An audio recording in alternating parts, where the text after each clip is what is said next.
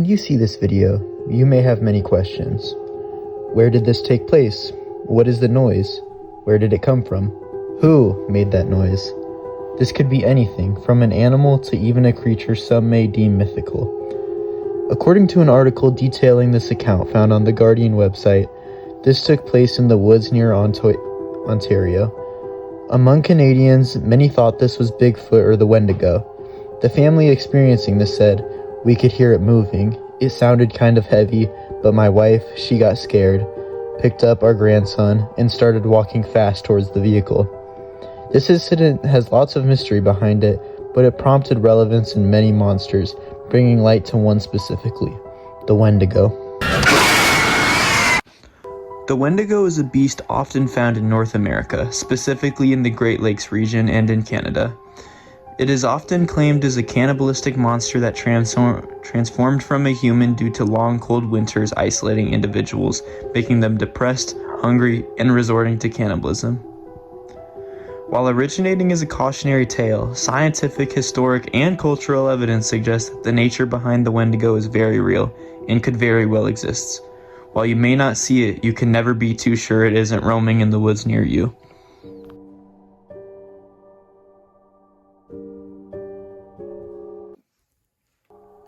The story of the Wendigo dates back centuries, even before European contact with America. Native American tribes, specifically the Algonquian, have many historic tales.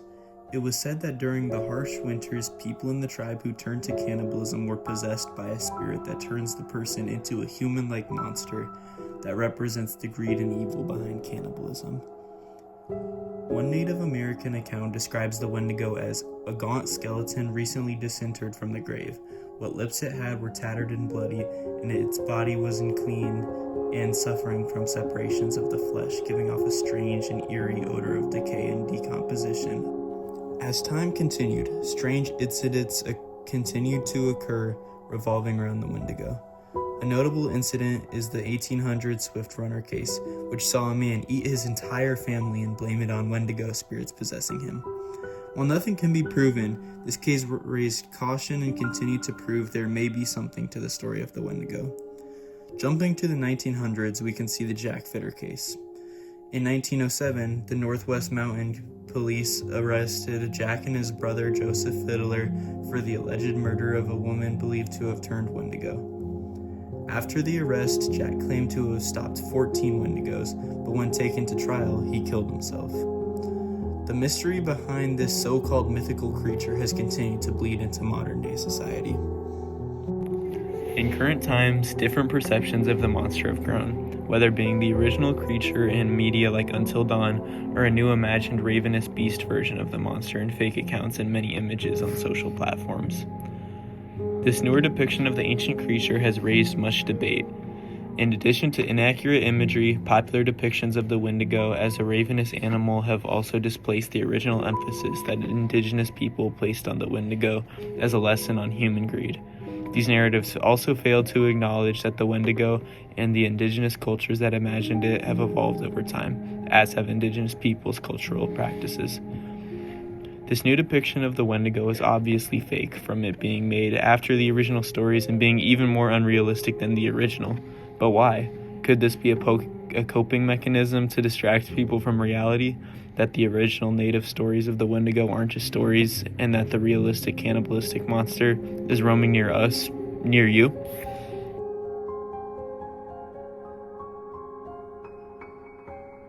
As mentioned previously, the Wendigo has many aspects that build it up, but there are two essential pieces to focus on: the transformation and its cannibalism. First, we must look at the transformation. The human-like monster comes from a series of events. In order to become this, there are 3 buckets that need to be filled. The region must be in a cold winter, which is why sightings are prevalent in regions in close proximity to us. Next, the individual must be isolated from social connection, while also in drastic conditions caused by the first rule. This causes the victim to be vulnerable to the 3rd bucket, cannibalism. These all culminate together when the victim resorts to cannibalism, transforming them into a cold-hearted, ugly monster that has close resemblance to a human. Why doesn't this occur in other cold climates like Europe, you may ask? Well, that wouldn't make sense if the Wendigo originated in Native American history with Native American spirits. While this transformation may seem uncanny or not real, factors you may not think about makes this possible. Are you familiar with seasonal depression? If you are, you may know the dramatic changes individuals go through around the winter. According to the MHA, seasonal depression, also known as seasonal affective disorder or the winter blues, is a subtype of depression or bipolar disorder that occurs and ends around the same time every year. Seasonal depression typically occurs when the seasons change and most symptoms begin in the fall and continue into the winter months. This article continues to show that this disorder is more relevant in areas further from the equator due to the increased seasonal changes like increased cold and shorter days. Now, where this gets interesting is when the article mentions that frequent symptoms of seasonal depression include increased appetite and feeling socially isolated. Does this sound familiar? The areas far from the equator are prone to seasonal depression, which includes the Great Lakes region, where the Wendigo originates. This causes symptoms like hunger and isolation. This points to the Wendigo. It's here, and it's real. Now it is time to look at the second aspect of Wendigos, their cannibalistic behavior. As cited, most accounts and stories tell of the Wendigo resorting to cannibalism during periods of isolation. The science behind this effect is very real, which can be seen by a scientific study on cannibalism. In this graph, it can be seen that the individuals raised in socially isolated settings are much more likely to engage in cannibalistic acts. Research in the field of cannibalism is lacking, but is growing increasingly researched. According to Cell.com, with the advent of novel molecular, neurochemical, and mathematical approaches, researchers from different subdisciplines are reviving their interest in the study of cannibalism, which is currently focused on the ecological factors that have shaped its evolution and the underlying cognitive processes within single individuals.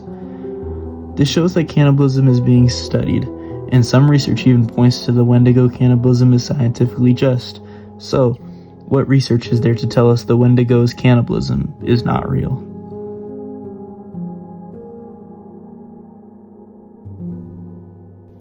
A term established in recent years around the increasing Wendigo controversy is Wendigo psychosis. This term was made to describe people who believe people are transforming into the Wendigo. People like Jack Fiddler, the alleged Wendigo hunter, fall under this term. Going back to the Fiddler case, we can see that he blamed the Wendigo behavior as being possessed by spirits. But what if this behavior emerges from a simple psychological disorder? What if Jack wasn't crazy for attacking these people, rather crazy for why he was attacking these people? The form of cannibalism often associated with crimes or Wendigos is pathological cannibalism. According to the National Library of Medicine, pathological cannibalism is rooted in some form of psychopathology that is at the core of the person's motivation, such as someone who is acutely psychotic or committing the act of cannibalism to act out of paraphilia. It is in the realm of pathological cannibalism that most criminal acts of cannibalism are discussed. So, what if the possession that native stories attribute Wendigos and their cannibalism to is a cultural fusion and phrase for someone being psychotic? The Wendigo was originally a human, but what if humans being possessed by a Wendigo spirit in native stories is really just their term for someone losing their sanity? Continuing on this train of thought, the supernatural aspects of the Wendigo can be exaggerations to isolate cannibalism from morality. The same article states, "The Wendigo encapsulates and represents the dread of limited resources during harsh winters and the dangers of yielding to personal greed. Its gaunt form and ice heart reflect the famines and hardships endured by the Algonquian community in severe winters." This points to the idea that the attributes of the monster may not be real, but the behavior of it was and is real. Indigenous folklore makes the monster seem far-fetched, but at its core, everything the Wendigo does and stands for can be seen in humans.